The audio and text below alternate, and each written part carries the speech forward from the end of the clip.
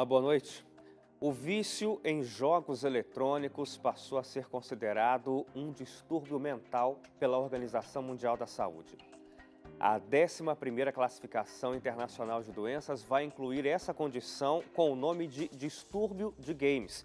De acordo com o documento, o problema é grave, tão grave que leva a pessoa a preferir os jogos a qualquer outro interesse na vida.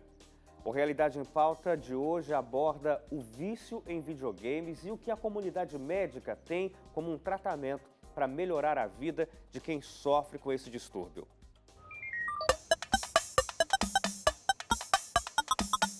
Olhos atentos a tudo o que acontece na tela. Os famosos videogames têm atraído a atenção não só de crianças, mas também de adultos. E a indústria de jogos eletrônicos tem gostado desse crescimento. Para você ter uma ideia, no ano passado o lucro desse tipo de mercado superou e muito o faturamento das empresas de streaming de músicas como o Spotify, o Deezer e a Apple Music. Os jogos de computadores, por exemplo, faturou em 2017 quase 25 bilhões de dólares, enquanto os serviços de streaming, pouco mais de 14 bilhões de dólares.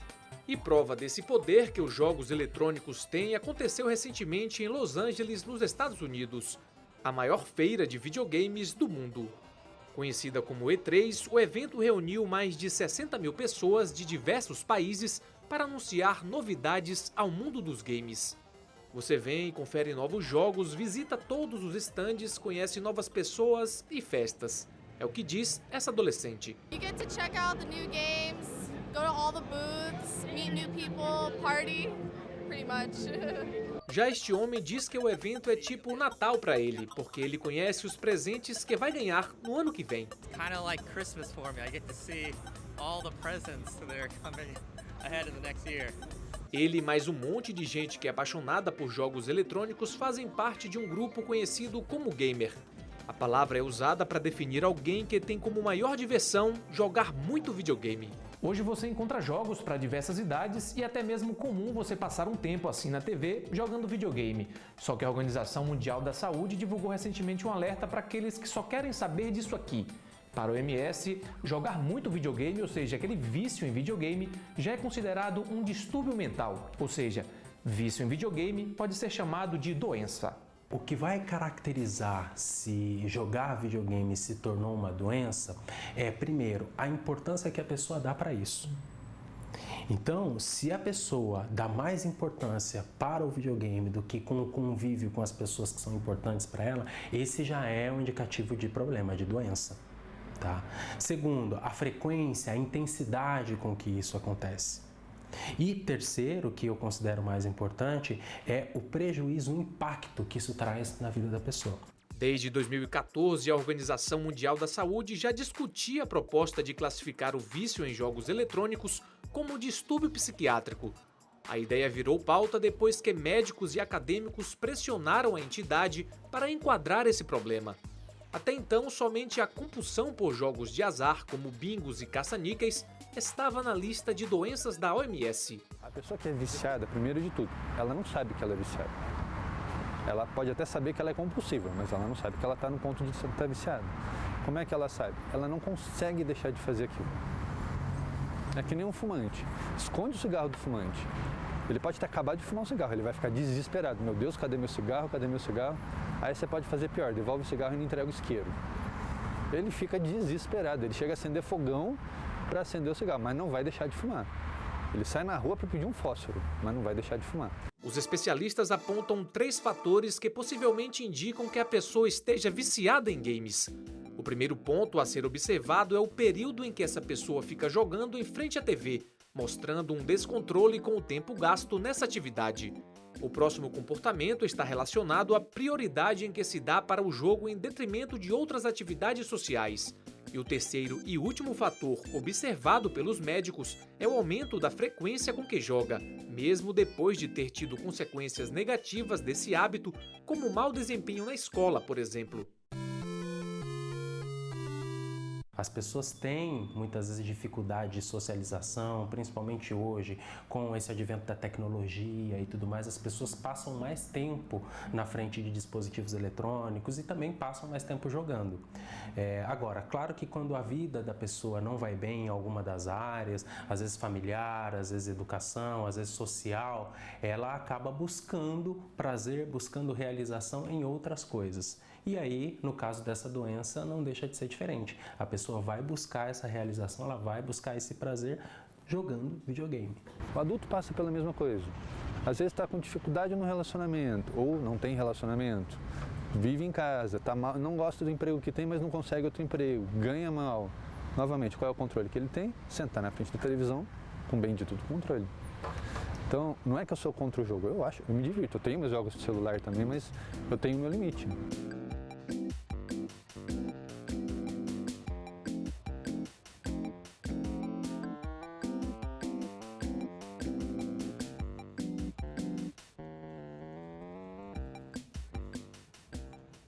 Bom, e para a gente aprofundar um pouco mais esse assunto, eu converso agora com a psicóloga Loren Almeida. Loren, muito obrigado pela sua companhia com a gente, por aceitar o convite do Realidade em Pauta. Eu que agradeço.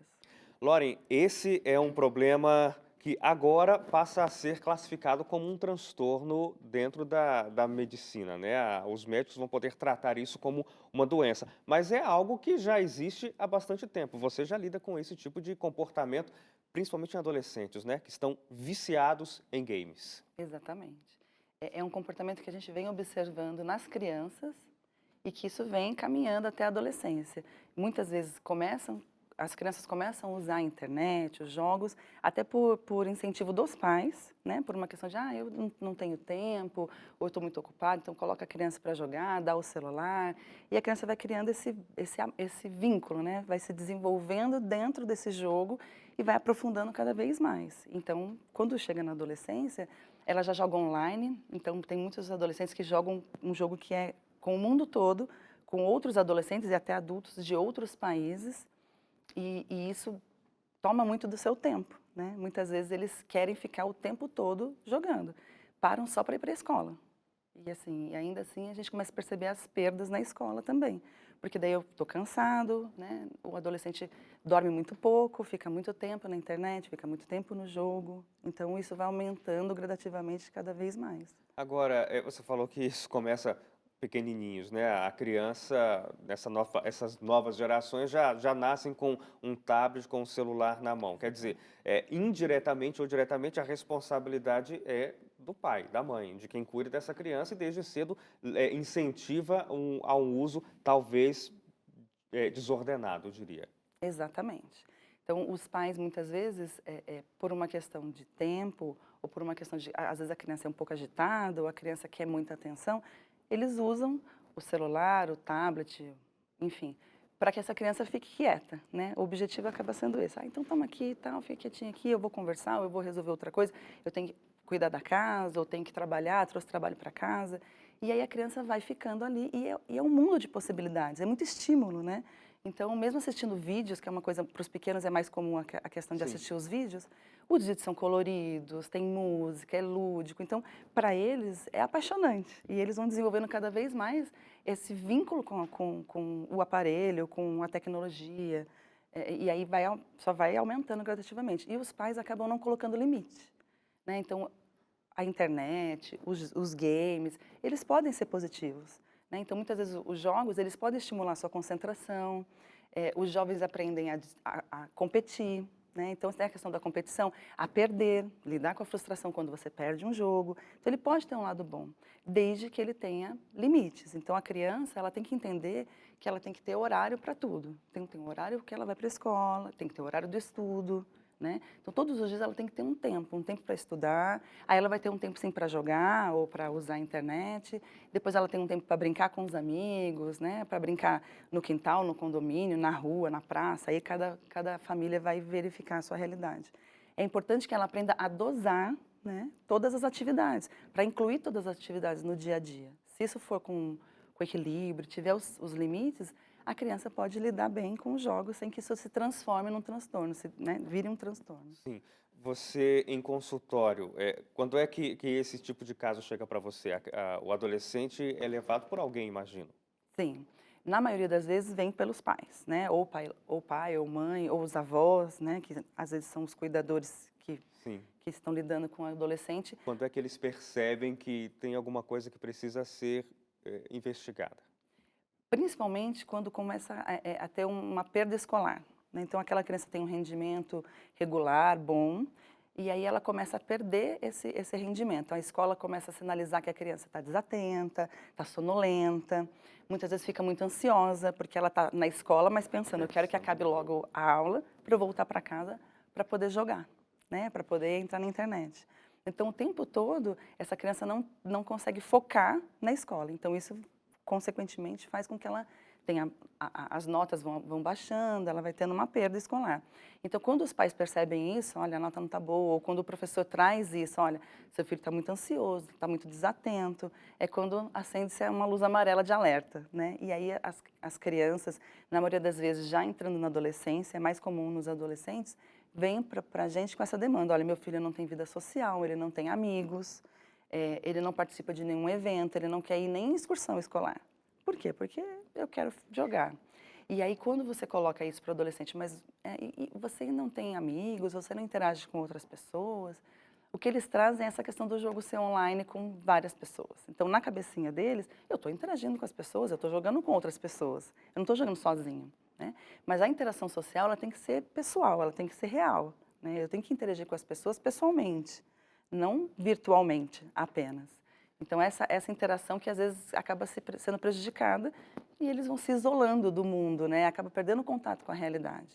Essa interação social, pessoal, ela é necessária para todos mesmo? Não tem gente, não, para mim tá bom, realmente tem uma saúde mental muito boa não estando interagindo, não tem isso. Não, é bem importante. É claro que algumas crianças, alguns adolescentes são mais tímidos, né? Não gostam de algumas atividades. Não é que ele tenha que participar de tudo, que ele tenha que ser o mais comunicativo, não é isso. Mas, por exemplo, vai ter um aniversário de um amigo da sala, né? Meu amigo me convidou para ir no aniversário. Então, é muito saudável, é muito natural que essa criança participe desse momento. Um momento de comemoração em que os amigos vão interagir, vão brincar. E é um momento bacana. Então, essas relações e criar esses vínculos e aprender a lidar com pessoas, a se comunicar, a estar em ambientes diferentes. Porque muitas vezes a gente também percebe que, assim, por conta da violência, que cada vez mais vem sendo divulgada, os pais acabam gostando, em alguns momentos, de que o filho fique mais em casa. Ele está jogando, aqui está seguro, está aqui dentro de casa, né? Mas a gente não percebe as perdas também que ele tem por não interagir.